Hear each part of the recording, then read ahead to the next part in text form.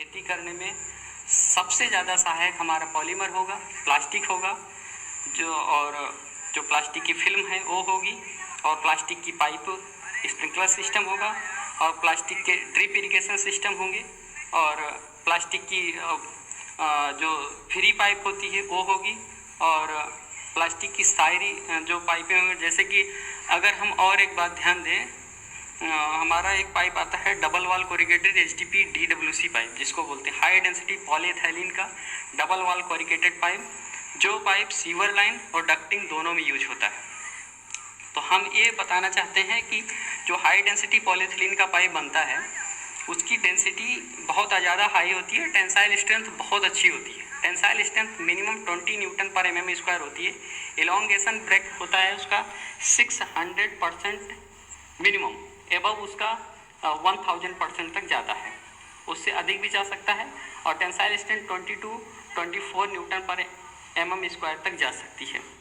तो आप tensile strength इसकी अच्छी है, एलोंगेशन ब्रेक अच्छा है, फ्लेक्सुरल मॉडुलस इसका बहुत बेहतर है, और ऑक्सीडेशन इंडक्शन टाइम, जिसको DSC बोलते हैं, डिफरेंशियल स्केलिंग कैलोरीमेट्री, इसका ऑक्सीडेशन इंडक्शन टाइम जो होता है कुछ लोग बोलते हैं 20 मिनट है, समथिंग 30 मिनट मिनिमम हमें लेना चाहिए ऑक्सीडेशन इंडक्शन टाइम, जिससे 30 मिनट के अंदर अगर हम पाइप और कोई भी पाइप हो या फिल्म हो, पॉलीथिलीन की लेयर हो, अगर हम मैन्युफैक्चर करेंगे तो हमें आसानी से उसकी लॉन्ग लाइफ मिलेगी, लॉन्ग लास्टिंग मिलेगा, और किसानों को इससे बहुत ज़्यादा मदद मिलेगी, जिससे किसान बार बार परेशान नहीं होंगे। और एक बात और बहुत इम्पोर्टेंट बताना चाहते हैं कि अगर मैन्युफैक्चरर जो है इस बात को शेयर करें, जितना जल्दी हो सके, जितना ज़्यादा हो सके शेयर करें। तो अगर जो मैन्युफैक्चरर हैं उनको अगर ये बात को बताएं कि जैसे अब किसानों को हम दे रहे हैं, पाइप प्रोवाइड करवा रहे हैं, फिल्म प्रोवाइड करवा रहे हैं, और उनकी कॉस्ट बहुत ज़्यादा पड़ रही है, तो हम एक बहुत अच्छी टेक्निक बताते हैं, ग्राफ्टिक टेक्नोलॉजी मेले के हैं विद हेल्प ऑफ MEH।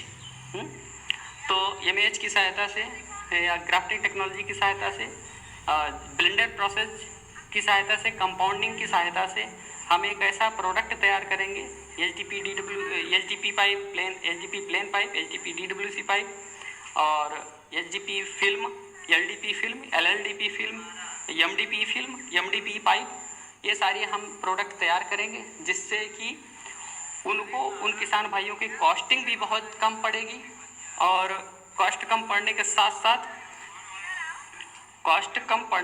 साथ वो अपनी खेती भी अच्छी कर सकते हैं।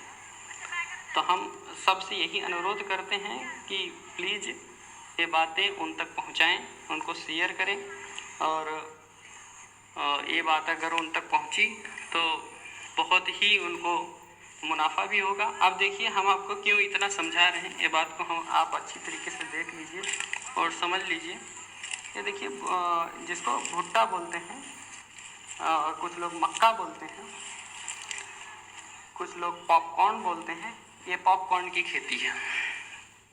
ये देखिए भाई लोग, ये पॉपकॉर्न, भुट्टा, मक्का जिसको बोलते हैं उसकी खेती है, और इसमें जो हुआ है ये घास, ये घासें जो देख रहे हैं आप, ये बहुत ज़्यादा घास उत्पन्न हो गई है। तो अगर यहाँ पर हम लेयर बिछाएं, पॉलीथीन की लेयर चारों तरफ बिछाएं, और पॉलीथीन की लेयर बिछाने के बाद इसमें ड्रिप इरिगेशन का सिस्टम लगा दें और स्प्रिंकलर सिस्टम लगा दें, तो उसकी सहायता से इसमें पानी कम लगेगा और किसान भाइयों को मदद भी मिलेगी। और हम जो HDP DWC के बारे में बता रहे थे वो उससे सहायता ये होगी, जैसे HDP DWC क्या होता है कि एक पॉलीमर है जो इसका फार्मूला होता है CH2 डबल बॉन्ड CH2 से पॉलीमराइजेशन करके CH2 के बहुत सारे मोनोमर मिल जाते हैं और जाके ये पॉलीमर का निर्माण करते हैं, तो इसको बोलते हैं पॉलीएथिलीन। और हो जाते हैं CH2। जब बहुत सारे मोनोमर इकट्ठा हो जाते हैं तो पॉलीमर मिल जाता है एथाइलिन से, CH2 डबल बॉन्ड CH2, ये एथाइलिन होता है। इसके बाद पॉलीमराइजेशन करके पॉलीएथिलीन। अब ये पॉलीएथिलीन के निर्माण होने के बाद इसकी डेंसिटी डिस्क्राइब करते हैं, इसमें इंटरमॉलिक्यूलर फोर्स डिस्क्राइब करते हैं, जो इंटरमॉलिक्यूलर फोर्स की सहायता से, जिसमें हाईएस्ट इंटरमॉलिक्यूलर फोर्स है वही और वो ज़्यादा ताकतवर पॉलीमर है। ओके, और इस डेंसिटी की सहायता से हम उसको डिफाइन करेंगे कि हाई डेंसिटी है, लो डेंसिटी है और लीनियर लो डेंसिटी है। ये सारे को बनाने के लिए इसमें हाईएस्ट प्रेशर और टेम्परेचर को हम उसके अकॉर्डिंग देते हैं, तब जाके पॉलीमर का तैयार होता है, जिसमें नेफ्था प्रोसेस, पॉलीमराइजेशन, जिगलर-नाटा कैटलिस्ट और कैटलिस्ट की सहायता से इन पॉलीमरों को हम बनाते हैं। ओके, तो ये पॉलीमर का निर्माण करते हैं और ये प्लास्टिक का निर्माण करते हैं, प्लास्टिक प्रोडक्ट का निर्माण करते हैं। तो हम आपको लास्ट में ये सबसे महत्वपूर्ण बात ये समझाना चाहते हैं कि प्लीज़ ये किसानों तक पहुँचाएँ, बातों को पहुँचाएँ और उन तक शेयर करें। और हम क्या बोल रहे हैं कि जो HDP DWC पाइप का बार बार जिक्र इसलिए कर रहे हैं कि अगर हमें ग्राफ्टिंग टेक्नोलॉजी करना है, ग्राफ्टिंग टेक्नोलॉजी से HDP DWC बना दिया, ठीक है, और एक ग्रीन हाउस टेक्नोलॉजी होती है।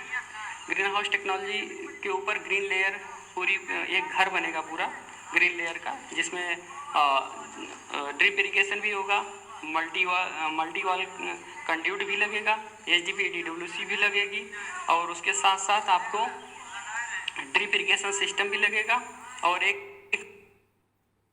मोल्डिंग का टैंक भी लगेगा जो LDP का होगा, HDP का होगा, और ब्लो मोल्डिंग HDP का होगा। HDP इंजेक्शन मोल्डिंग HDP के बने हुए कुछ प्रोडक्ट होंगे जिसके सहायता से हम इसकी फिटिंग तैयार करेंगे, ठीक है।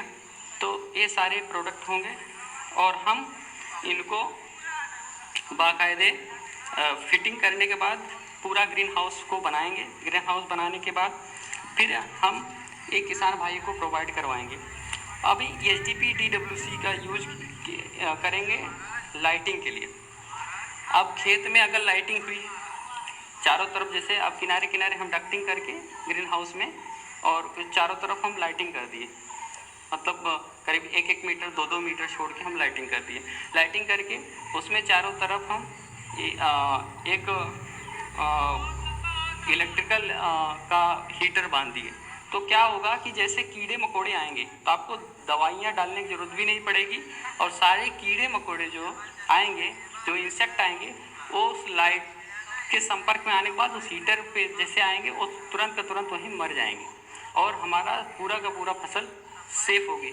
तो वहाँ पर पाइप का यूज होगा HDP DWC, high density polyethylene double wall corrugated pipe का, जो लाइट वेट होता है, कॉस्ट में बहुत कम होता है, लेकिन हाइयर कंप्रेसिंग स्ट्रेंथ होती है और हाइयर इलास्टिक प्रॉपर्टी बहुत अच्छी होती है उसकी, और हाइयर फ्लेक्सुरल मॉडुलस होता है, हाइयर टेंसाइल स्ट्रेंथ होती है, ऑक्सीडेशन टाइम बहुत बेस्ट होती है, UV स्टेबलाइजर उसमें UV स्टेबलाइजर युक्त होता है, जिसके अल्ट्रावायलेट रेज का उस पर कोई इफेक्ट नहीं होगा, क्योंकि उसमें हिंडर्ड एमाइन लाइट स्टेबलाइजर पड़ा होता है। क्या पड़ा होता है? Hindered amine light stabiliser. जो एमाइन लाइट स्टेबलाइजर है मिनिमम 0.15% होना चाहिए। ये कृपया करके कोई भी मैन्युफैक्चरर हो उससे अगर आप पाइप या कोई प्रोडक्ट खरीद रहे हैं तो उससे बोलो कि इसमें जो UV स्टेबलाइजर है वो उसमें एमाइन लाइट स्टेबलाइजर कितना मिला हुआ है, कृपया करके उससे बोलो, क्योंकि एमाइन लाइट स्टेबलाइजर जो है वो 0.15% होना ही चाहिए मिनिमम, जिससे इस पे UV रेज का कोई इफेक्ट नहीं होगा। ओके, अब इसमें एक चीज़ है एंटीऑक्सीडेंट और एंटीरोडेंट। एंटीरोडेंट होगा जो आपको रैट से बचाने के जैसे रैट हैं, चूहे हैं, उनसे बचाने के लिए आपको बहुत कारगर सिद्ध होगा। तो एंटीरोडेंट का प्रयोग करें। एंटीरोडेंट से आपको आपके जो प्रोडक्ट होंगे सेफ रहेंगे, चूहे उसको प्लास्टिक प्रोडक्ट को नहीं काटेंगे और पूरा का पूरा सेफ रहेगा। और एंटीऑक्सीडेंट का मतलब हुआ इनविट द ऑक्सीडेशन ऑफ पॉलीमर, जो कि ऑक्सीडेशन से बचाएगा और आपकी लाइफ, आपके प्रोडक्ट की लाइफ को 50 साल से ऊपर करेगा। तो कृपया करके उनसे किसान भाई उनसे ये पूछ जरूर लें कि उसमें UV stabiliser, hindered amine light stabiliser के साथ साथ एंटीऑक्सीडेंट और एंटीरोडेंट मिला हुआ है वो डबल वॉल कोरिकेटेड पाइप में, क्योंकि हम लोग जो बनाते हैं HDP DWC पाइप उसमें सारे कुछ अवेलेबल हैं जो कि हाइयर क्वालिटी का प्रोडक्ट होता है, जिससे बहुत सारी मदद मिलती है। अगर उसके ऊपर व्हीकल्स भी चढ़ा दिया जाए तो कोई इफेक्ट नहीं होगा और बहुत लॉन्ग लाइफ तक जाएगा। और उसमें आप डक्टिंग में भी यूज कर सकते हैं केबल डक्टिंग में यूज कर सकते हैं, पानी की सप्लाई कर सकते हैं, वाटर की सप्लाई कर सकते हैं। बहुत सारा प्रोडक्ट जैसे कि प्रोडक्ट में आप एग्रीकल्चर फार्म में यूज कर सकते हैं, खेती में यूज कर सकते हैं और आपको बहुत सहायता होगी और हम आपको बताते हैं। धन्यवाद।